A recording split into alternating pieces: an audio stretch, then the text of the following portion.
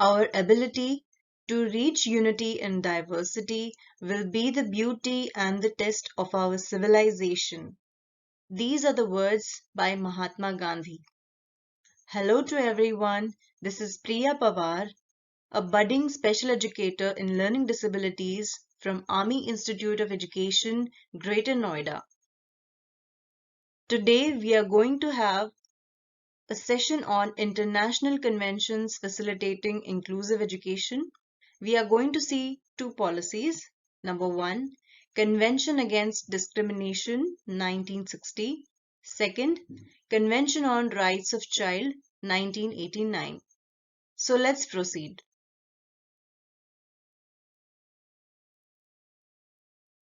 In order to protect our dignity, equality, respect, and to have a peaceful life, human rights are a must. It becomes an eternal part of our lives. Before moving towards the Convention Against Discrimination, we need to understand the term discrimination very comprehensively. So, discrimination includes any kind of differentiation or segregation based on race, color, sex, language, religion, political opinion, etc. And it has a nullifying effect on the equality of treatment in education. So, we are considering an educational aspect over here. And even today, there are a number of discriminations existing in our society. Hence, there is a requirement of an act which protects the right of everyone. Now, let's get into the details of Convention Against Discrimination 1960. It falls under UNESCO. It was adopted on 14 December, implemented from 22nd May 1962, and it is a multilateral treaty which aims to combat discrimination in the field of education.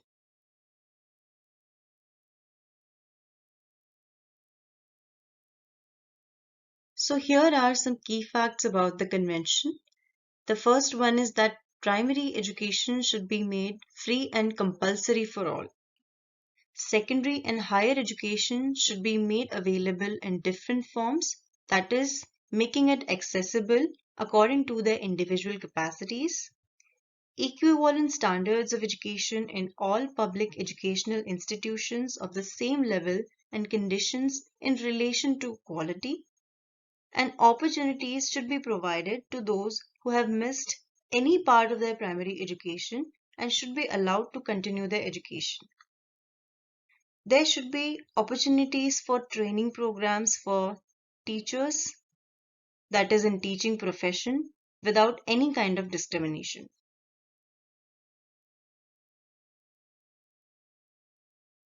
This particular convention consists of 19 articles in total. We will not be focusing on each and every article, but yes, the important aspects of them. So here is the first article, which talks about the inclusion of everyone for education and all types of levels, and it should include to have access for education and the standard and quality of it. Article 2 of this convention talks about the opportunities provided to the institution, being it of private, public, or religious type, but it ensures that there should be equivalent access to education and the standard of education for all should be maintained in the same way. Article 3 mentions about the same access to education. It also mentions that discontinuation of any administrative practices which involve discrimination in education. It ensures that there is no discrimination in the admission of pupils to educational institutions and that not to allow any differences of treatment except for the basis of merit or need. Article 4 talks of promoting equality of opportunity and of treatment in the matter of education in particular, and it makes sure that higher education is equally accessible to all on the basis of individual capacities. It also ensures that the standards of education are equivalent in all public educational institutions of the same level. Article 5 states that the states parties to this convention agree that the education shall be directed to the full development of the human personality and the use or the teaching of their own language should be provided. The standard of the education should not be lower than the general standard laid down or approved by the competent authorities. Article 6 emphasizes to address the different forms of discrimination in education and for the purpose to ensure equality of opportunity and treatment in education.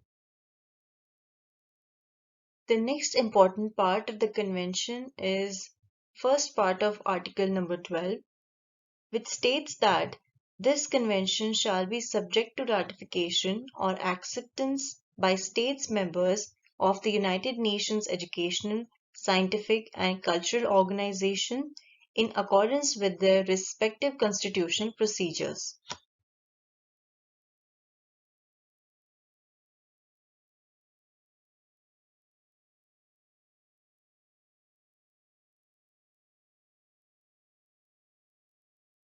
To connect all the dots, let's sum up. The Convention Against Discrimination in Education was adopted by the General Conference of the United Nations Educational, Scientific and Cultural Organization, that is UNESCO, in the year 1960. It entered into force in May 1962, 3 months after the date of the deposit of the third instrument of ratification, acceptance or accession, as specified in the Convention, that is Article 14. The Convention on Recommendation Against Discrimination in Education are one of the pillars of UNESCO's activity for education, reflecting its mission of instituting collaboration among nations to advance the ideal of equality of educational opportunities without regard to race, sex, or any distinctions, economic or social. The recommendation is identical to the Convention in terms of wording and legal scope, but has no binding force which would require to incorporate its provisions into the national constitution or domestic law. Hope you have understood Convention Against Discrimination in Education 1960. Now we will move towards Convention on Rights of the Child 1989.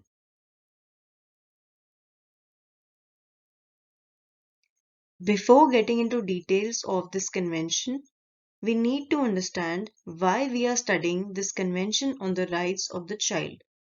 As we know that children are one of the major vulnerable groups of our society, hence in order to protect their rights, we are studying this convention.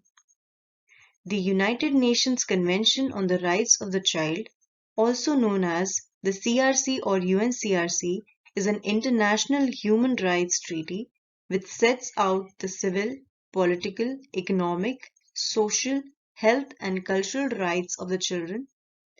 The convention defines a child as any human being under the age of 18 unless the age of maturity is attained earlier under national legislation.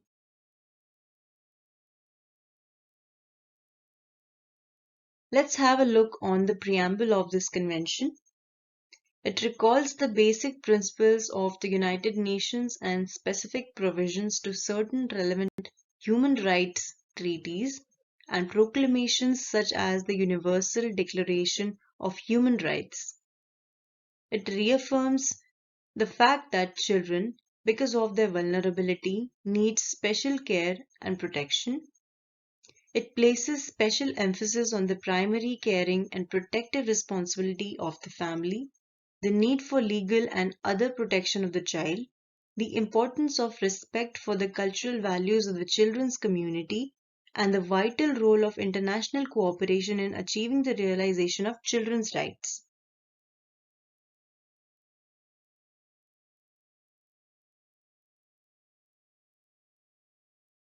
The convention consists of 45 articles in total, and here is the list of all the articles.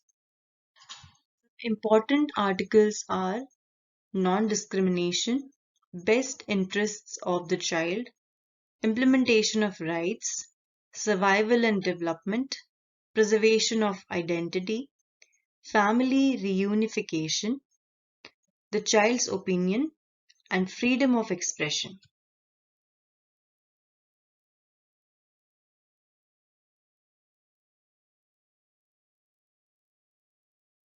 Under the articles, there are a number of privileges and facilities provided to children, like freedom of thought, conscience and religion, freedom of association, protection of privacy, adoption, social security, education, and many more.